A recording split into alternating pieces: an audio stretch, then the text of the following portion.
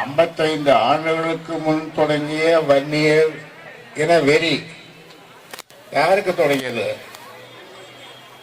திமுக. ஏனப்பா எங்கள் பேரில் இவ்வளவு கோபம்? உங்களுக்கு வாக்களிக்கிறோம், உங்களுக்கு சோறு கொடுக்கிறோம், உங்களுக்கு உணவு கொடுக்கிறோம், உங்கள் துணியை துவைக்கிறோம், உங்களுக்கு காய்கறிகளை கையெழுத்து கொடுக்கிறோம், எல்லாவற்றையும் நாங்கள் தான் செய்கிறோம். இந்த மக்கள் தான் செய்கிறார்கள். களை வெட்டுவதும் இவர்கள் தான், நாற்று போடுவதும் இவர்கள் தான், அண்டை வெட்டுவதும் இவர்கள் தான், ரோடு போடுவதும் இவர்கள் தான், எல்லா வேலைகளையும் கடினமான வேலைகளை எல்லாம் செய்வது இவர்கள் தான். ஆனால் இந்த வன்னிய மக்கள் செய்கிற தப்பு என்னன்னா, தேர்தல் வந்ததும் அவன் எப்படி காட்டுவான், இன்னொரு எப்படி காட்டுவான், இன்னொரு எப்படி காட்டுவான், அவன் 1000 நான் 2000 கொடுக்குறோன்னா, இன்னொரு 3000 கொடுக்குறோன்னா ஏமாந்துவான். ஆனால் இந்த தரம் நீ எதை காட்டினாலும் நடக்காது தம்பி, நீ எதை காட்டினாலும் நடக்காது. மக்கள் அவ்வளோ தெளிவாக இருக்கிறாங்க, இளைஞர்கள் அவ்வளோ தெளிவாக இருக்கிறாங்க. 55 ஆண்டு காலமாக வன்னியர்கள் மேலே இருக்கிற 55 ஆண்டு காலமாக வன்னியர்கள் மேலே இருக்கின்ற அந்த வன்மம், வன்னியர்கள் அடிமட்டமாக ஒரு நாள் காலையில் எழுந்திருக்கும் போது அடிமட்டமாக அவர்கள் வன்னியர்கள் என்ற சாதியே இல்லை என்று சொன்னால் இவர்கள் ஆனந்த கூத்தாடுவார்கள், ஆனந்த கூத்தாடுவார். என்னையா வன்மம் எங்க ஒவ்வொரு காலகட்டத்திலும் திமுக வன்னியருக்கு எதிராகத்தான் செயல்பட்டது. வன்னியர்கள் மீதான இனவெறி துரோகம் திமுகவின் பிறவி குணம். சொல்லுங்க, வந்துட்டு சொல்லுங்க. வன்னியர்கள் மீதான இனவெறி, வன்னியர்கள் மீதான இனவெறி துரோகம், வன்னியர்கள் மீதான இனவெறி துரோகம் திமுகவின் பிறவி குணம், திமுகவின் பிறவி குணம். திமுகவின் வளர்ச்சிக்கு மிகப்பெரிய காரணமாக இருந்தவர் வீரபாண்டியார். அவர் சொன்னது என்ன சொன்னார் தெரியுமா? எனக்கு தலைவர் கலைஞர், எனது சமூகத்திற்கு தலைவர் மருத்துவர் ஐயா.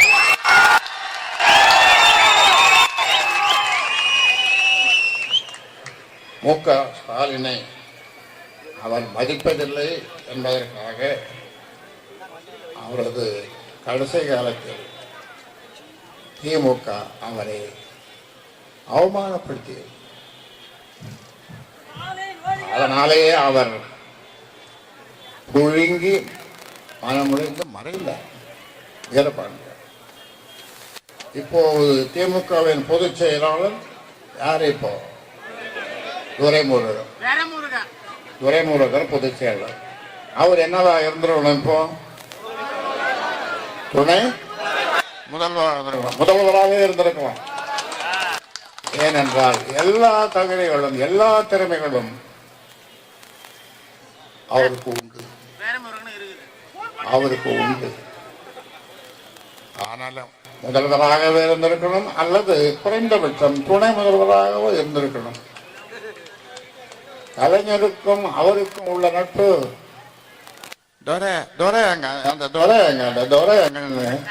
துரைய பார்க்காம அவர் தூங்க மாட்டார்.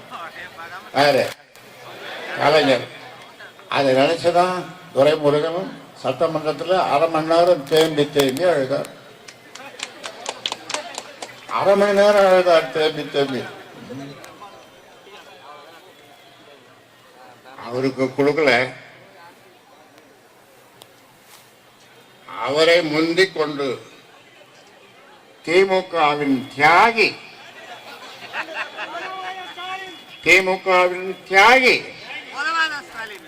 உதயநிதிக்கு துணை முதல்வர் பதவி. இவருடைய துரைமுருகனுடைய அறிவு, ஆற்றல், செயல்பாடு, கலைஞருடைய பழைய நட்பு இதெல்லாம் நினைச்சு பாருங்க. கலைஞருடைய உடலை மெரினா கடற்கரையில் புதைக்க வேண்டும் என திமுக நினைத்தது. அப்போது கடற்கரையில் அவருடைய உடலையும் புதைக்கக்கூடாது என்று பாட்டாளி மக்கள் கட்சி வழக்கு போட்டது. அந்த வழக்கை பாமக வாபஸ் பெற்றது. கலைஞரின் உடலை கடற்கரையில் புதைக்கிறது. என்கிட்ட கேட்டாங்க, என்னங்க இப்படி ஒரு வழக்கு இருக்குது, அங்கே புதைக்கணுமே, விட்டு கொடுத்துட்டு போங்க, நானும் நல்லபடியாக நடந்துப்போம், நாணயமாக நடந்துப்போம். அதனால் அந்த வழக்கை வாபஸ் வாங்கினு பாலுகிட்ட சொல்ல, அந்த வழக்கை வாபஸ் வாங்கினதுனால கலைஞரின் உடலை கடற்கரையில் புதைத்தார். நமக்கு கெடுதல் செய்பவர்களுக்கு நல்லதையே செய்தோம், நல்லதையே செய்வோம். கையில் வச்சுக்கிறது, வெண்ணையை வச்சுக்கிறது, நெய் அலைங்கன்னு எல்லாம் பார்த்து கிண்டல் பண்ணும். ஆனால் நான் கையில் வெண்ணெய் தான் வச்சுங்கிறேன், நெய் அலைகிறேன். எனக்கு இது என்னமோ ஆயிப்போச்சு, என்னமோ ஆயிப்போச்சு.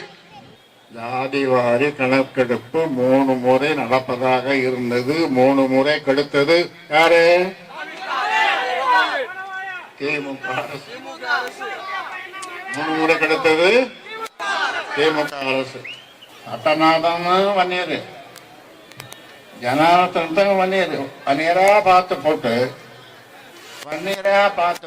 எதிர்க்க வச்சு ஒரு ஆளு இந்த பக்கம் ஒரு வெள்ளையா ஒரு கோடு போடுவார் நெத்தியில, இந்த பக்கம் இன்னொரு ஆள் இந்த பக்கம் வெள்ளையா ஒரு கோடு போடுவார், இன்னொரு ஆள் தயாரா இருப்பான் சிகப்பா போடுறது நடுவில். என்னது நாமம்? பட்டை நாமம். 3 முறையும் கெடுத்தது யார்? சொல்லுங்க, சத்தமா சொல்லுங்க, இன்னொரு தடவை சொல்லுங்க, உரக்க சொல்லுங்க. அடிச்சு சொல்லணுமா? சரி, அடிச்சு சொல்லு, அடிக்காம சொல்லு. 3 முறையும் கெடுத்தது திமுக அரசு தான். திமுகவுக்கு வன்னியர்கள் அடுத்த வார்த்தை சொல்லுங்க, பாடம் புகட்டுவார்கள். திமுகவுக்கு வன்னியர்கள் பாடம் புகட்டுவார்கள். போட்டீங்களா? எல்லாரும் போய் சொல்லுங்க ஊர்ல. அதில் இந்த திமுக வன்னியர்கள், மற்ற கட்சியில் இருக்கிற வன்னியர்கள்லாம் கொஞ்சம் போய் காதில் செவ்வளோ இருந்தவங்க காது கிட்ட போய் சொல்லுங்க, இது மாம்பழத்துக்கு சொல்லணும். இப்போ நான் முடிவு பண்ணிட்டேன்.